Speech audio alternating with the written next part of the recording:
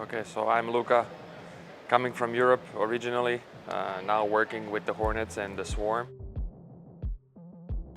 And in the Hornets, I'm assistant athletic performance coach, and obviously as the only guy with the Swarm, I could take the title of the head athletic performance coach, but whatever, it can just be a performance coach for the Swarm.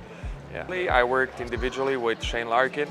I spent a little bit of time with him he was my individual client. We worked one-on-one for a year, a little bit more than a year, and before that I've spent years with different teams, from Unix in Russia to Bayern Munich in Germany. Spent 4 brilliant years with Baskonia in Spain, Turk Telekom in Ankara, Croatian national teams. I've been in the business for a while. For me it was very simple. During my studies for sports science back in Croatia, the name is kinesiology, which is a little bit different from what it is here in US. So I could just say that it's in general studies of physical education and sports science. And then when you choose your specialization at the 4th year of studies, you have to go, you have to choose your own path, right? So I chose SNC program because it was one of the strongest, if not the best one at the university. I connected myself with influential coaches, and my very first internship was with the basketball team, and it kind of led me into the national team job and some other opportunities, and then from there I started to go international. So I was always attached to basketball. Grew up playing basketball, never at a higher level, but this is the sport where I feel comfortable, and this is the sport that I chose to build my career in. Being a performance coach can be interesting because you can have a lot of responsibility, but then at the end of the day you just have 2 pair of hands and 1 pair of hands, 2 hands, and then you cannot do so much, especially if you have a big squad, 15 players.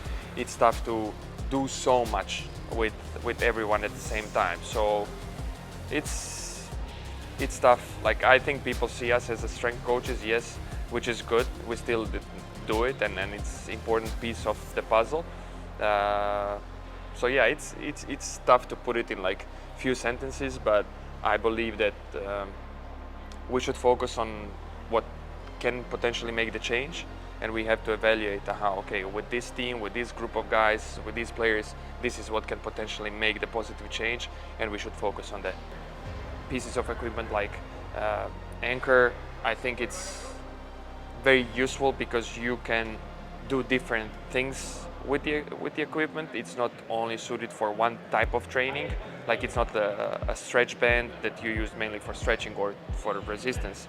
I think you can get way more out of it. I like the fact that it's very easy to mount wherever you want in the weightlifting room. We have in our own facility, we have 2 devices. So one is attached very low, another one is attached pretty high. So we can use it for I don't have to readjust when I need it for different type of exercises, but it's suited for regular upper body strength. It's used for core training. I like to use it for lower body power, especially if you have a waist band or a belt. Your product I like because it's just small, easy to mount, easy to put in the travel bag. So if you have a pole wherever, and normally you can somehow attach it. I mean, you can, if you go to hotel, you're on the road, maybe you don't have a pole in the fitness room, but you have, maybe there is no a rack, but there is a Smith machine that you can attach it to. There is a treadmill that you can just play a little bit with it. Those kind of pieces of equipment are always useful, especially when you go on the road. The biggest thing that I have learned is that no matter where you go, in the end, the only way to coach and to have impact is the human connection.